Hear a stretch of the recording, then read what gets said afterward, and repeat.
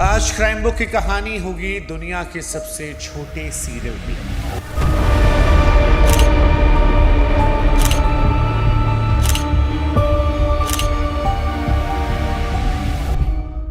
वो कहानी जिसे सुनने के बाद आप बच्चों की मासूम आंखों में भी मौत देख पाएंगे।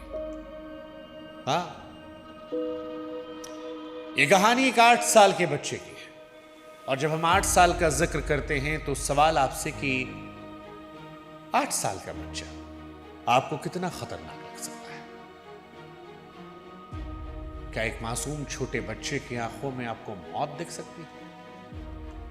आपका जवाब होगा नहीं, क्योंकि आमतौर पर हम अपराध की कल्पना किसी बड़े समझदार और निर्दयी इंसान से करते हैं। लेकिन बिहार के एक छोटे से गांव में जो कुछ हुआ, उसने सोच को हमेशा के लिए तोड़ दिया।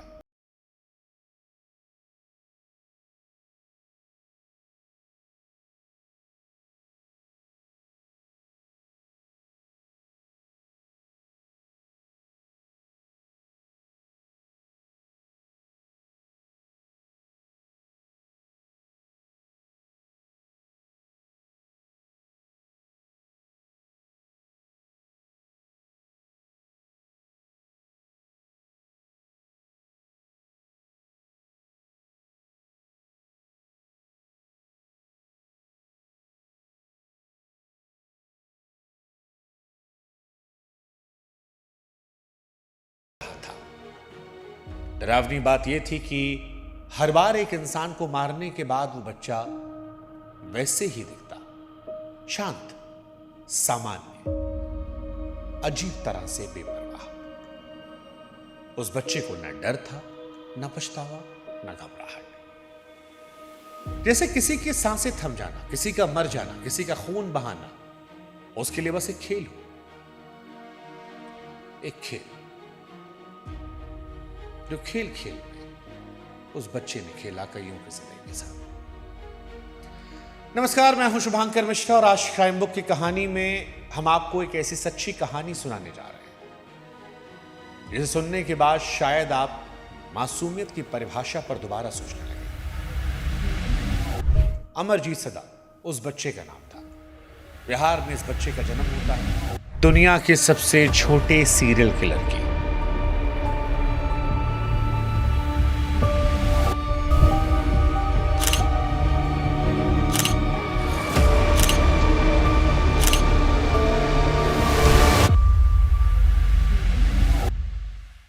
बच्चा जिसे आप शैतान कह सकते हैं। अमरजीत सदा का जन्म बिहार के बेगूसराय जिले के मुसहरी गांव में हुआ। एक ऐसा गांव जहां गरीबी और सादगी साथ साथ चलते थे। लोग दिन भर खेतों में काम करते और रात में अपने बच्चों के साथ सुकून की सांस लेते। अमरजीत भी उन्हीं बच्चों में था। दुबला पतला, मासूम चेहरा, छोटी छोटी आंखें किसी को भी यकीन दिलाने के लिए काफी थी कि वो बच्चा सीधा है। गांव के लोग उसे गलियों में मिट्टी से खेलते हुए देखते और कभी कभी उसे बिस्किट दे देते। लेकिन उस बच्चे के दिमाग में एक ऐसा अंधेरा पनप रहा था जिससे कल्पना गांव का कोई बुजुर्ग नहीं कर सकता था। साल 2006 के आसपास उस शांत इलाके में अचानक छोटे बच्चों के गायब होने की खबरें आने लगी। शुरुआत में लोगों को लगा कि शायद कोई बच्चा चोरी करने वाला गिरोह है जो यहां आ रहा है, बच्चों को उठा कर ले जा रहा है। फिर गांव की माएं अपने बच्चों को घर से बाहर निकालने में डरने लगी। घर के दरवाजे दोपहर में भी बंद रहने लगे। लेकिन किसी ने सपने में भी नहीं सोचा कि कातिल कोई बाहर का आदमी नहीं बल्कि उनके अपने बीच का एक 8 साल का बच्चा है। अमरजीत की उम्र उस वक्त बहुत कम थी, लेकिन उसके इरादे किसी पेशेवर मुजरिम से भी ज्यादा खतरनाक और सोचे समझे थे। और उसकी पहली शिकार उसकी अपनी बहन थी, खून। अमरजीत सदा ने अपना पहला कत्ल साल 2006 में किया। उसकी 6 साल की बहन। उस दोपहर घर के सभी लोग खेत में काम करने गए थे। गांव की गलियों में सन्नाटा था, केवल परिंदों की आवाजें आ रही थी। अमरजीत अपनी बहन के साथ घर के आंगन में खेल रहा था। मासूम बच्ची को क्या पता कि उसका अपना भाई उसके लिए मौत का फंदा तैयार कर रहा। अमरजीत उसे बहलाकर गांव के किनारे एक घनी झाड़ियों वाले इलाके में ले गया। सन्नाटा इतना कि किसी की चीख दूर तक सुनाई नहीं पड़ती। वहां पहुंचकर अमरजीत का चेहरा अचानक बदल गया। अपनी बहन को जमीन पर धक्का दिया। जब वो रोने लगी तो अमरजीत के चेहरे पर एक मुस्कुराहट, एक चमक आ गई। उसने पास पड़ा एक भारी और नुकीला पत्थर उठाया और उस बच्ची के चेहरे पर दे मारा।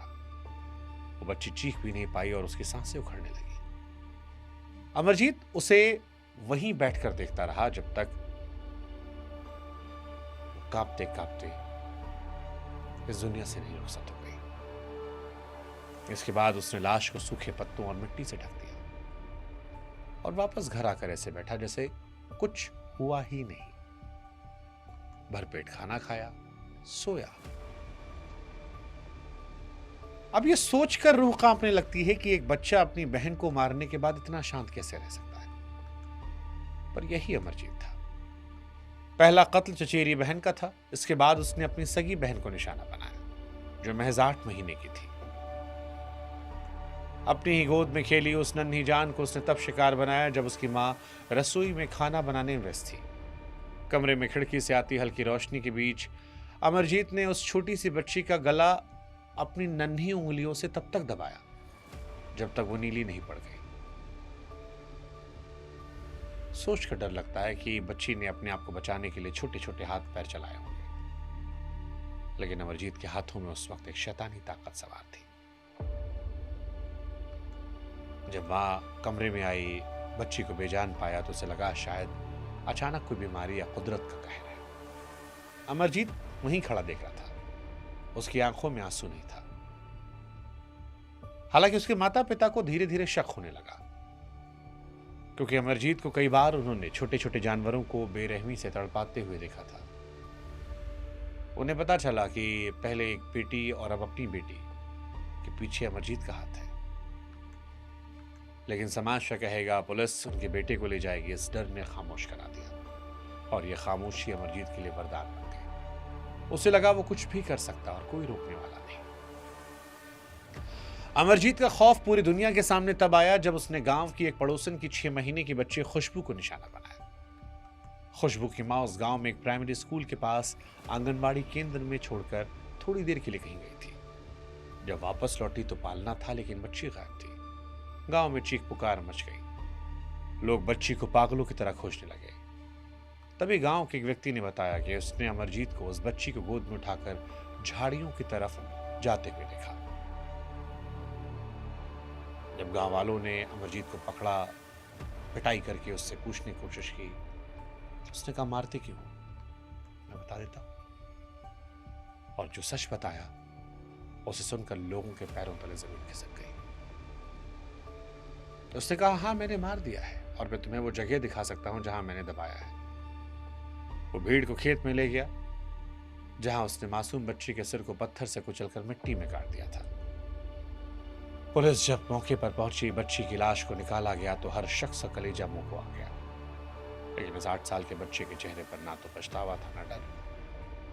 वो पुलिस वालों को देखकर भी मुस्कुरा रहा था। अब सवाल कि क्या वो किसी मानसिक बीमारी का शिकार था? क्योंकि जब पुलिस अमरजीत को हिरासत में ले गई तो सवाल यही था कि एक बच्चा इतना क्रूर कैसे हो सकता है।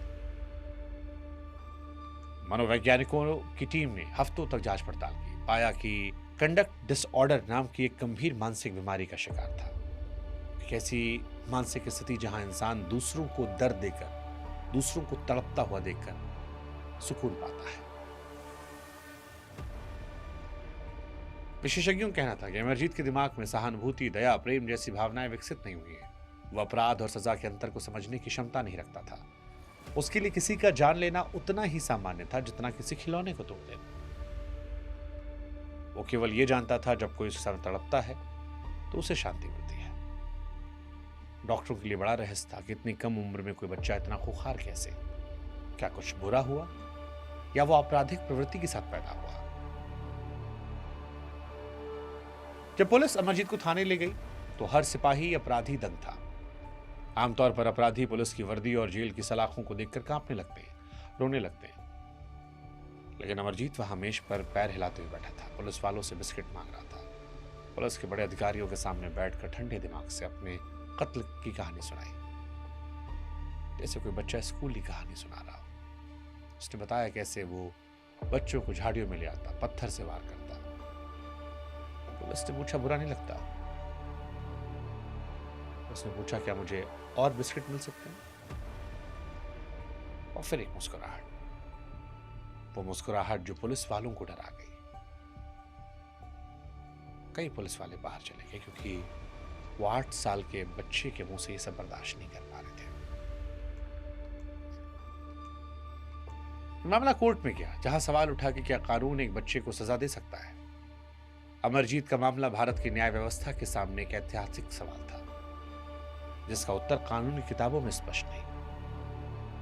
भारतीय कानून की धारा 82 के अनुसार 7 साल से कम उम्र के बच्चे का कोई भी कृत्य अपराध नहीं माना जाता, क्योंकि ये माना जाता उस उम्र में बच्चे को सही गलत का बोध नहीं होता। अमरजीत की उम्र 8 साल की थी, यानी वो धारा 83 के दायरे में आता था, जहां जज को तय करना था कि क्या बच्चा अपने किए गए कृत्य के परिणामों को समझने लायक है या नहीं। सरकारी वकील का लॉजिक था कि यह कोई साधारण गलती नहीं, सोची समझी कत्ल की साजिश है। इसे समाज के लिए बड़ा खतरा मानकर सजा दी जाए। बचाव पक्ष का कहना था कि अमरजीत मानसिक बीमारी का शिकार है, सजा का नहीं, इलाज और सुधार की जरूरत है। जज के सामने सबसे बड़ी चुनौती जुवेनाइल जस्टिस एक्ट था, जिसके मुताबिक नाबालिग को चाहे उसका अपराध कितना बड़ा ना हो, 3 साल से ज्यादा समय के लिए सुधार गृह में नहीं रखा जा सकता। कोर्ट के आदेश पर उससे बाल सुधार गृह भेजा गया। वहां दूसरे बच्चों से अलग रखा गया। यहां भी अमरजीत ने परेशान किया। वो दूसरों बच्चों से घुलने मिलने के बजाय अकेला रहता, घंटों खिड़की से बाहर देखता, दीवार घूरता। डॉक्टर की टीम जांच करने आती, इलाज के दौरान वही पुरानी बातें दोहराता कि उसे उन बच्चों को मारकर सुख मिला था। डॉक्टर ने थेरेपी दी, दवाई दी, पर वो शैतान इतनी आसानी से जाने वाला नहीं था। रिमांड होम के रिकॉर्ड बताते हैं अमरजीत के व्यवहार में धीरे धीरे खामोशी आ गई, कम बोलने लगा, शांत रहने लगा। लेकिन क्या वो सच में बदल रहा था या भावनाओं को छिपाना सीख रहा था, कोई नहीं जान पाया। साल 2016 में जब अमरजीत सदा की उम्र 18 साल हुई तो कानून के अनुसार उसे सुधार गृह से रिहा करना अनिवार्य था। जुवेनाइल कानून कहता है कि बालिग होने के बाद किसी व्यक्ति को पुराने बचपन के अपराधों के लिए सुधार गृह में नहीं रखा सकता। अमरजीत की फाइल बंद कर दी गई, समाज में वापस भेज दिया गया। उसकी रिहाई की खबर ने उन परिवारों के जख्मों को फिर से हरा किया जिन्होंने अपनों को खोया था। सबसे डरावनी बात यह कि उसकी रिहाई के बाद उसकी सुरक्षा, निगरानी के लिए प्रशासन के पास कोई योजना नहीं। उसे एक नई पहचान दी गई ताकि बिना किसी डर के रह सके, लोग पहचान सके। लेकिन सवाल आज भी देश को डराता है, क्या ऐसा व्यक्ति जिसने अपने बचपन की यादें खून से लिखी हो, वो एक सामान्य सभ्य नागरिक बन सकता है? अमरजीत सदा का केस आज भी कानून के गलियारों में मिसाल के तौर पर देखा जाता है, जो हमें याद दिलाता है कि कभी कभी न्याय केवल सजा देने से नहीं बल्कि समाज को बचाने में होता है, जिसमें हम विफल रहे। आज शायद वो 27 से 28 साल का एक जवान इंसान होगा, भारत के किसी शहर या किसी गांव में अपनी नई पहचान के साथ जी रहा होगा। ये ख्याल ही रात की नींद उड़ा देने के लिए काफी है कि जिस शख्स ने 8 साल की उम्र में कई मासूमों को मौत के घाट उतार दिया, वो हो सकता है जबकि बगल वाली सीट पर पड़ोस में हो। क्या सुधार गृह की उन 4 दीवारों ने शैतान को बदला या सिर्फ सही मौके का इंतजार कर रहा? एक्सपर्ट्स कहते हैं ऐसी बीमारियां खत्म नहीं होती, दब जाती है। अमरजीत की कहानी चेतावनी देती है कि अपराध की कोई उम्र नहीं होती। कभी कभी सबसे मासूम चेहरा सबसे बड़ा जल्लाद होता है। ये कहानी हमें मजबूर करती है कि हम अपने आसपास के बच्चों के व्यवहार पर बारीकी से नजर रखें, क्योंकि अगर ऐसी मानसिक प्रवृत्तियों को समय पर ना पहचाना जाए तो अंजाम अमरजीत जैसा खौफनाक हो जाता है।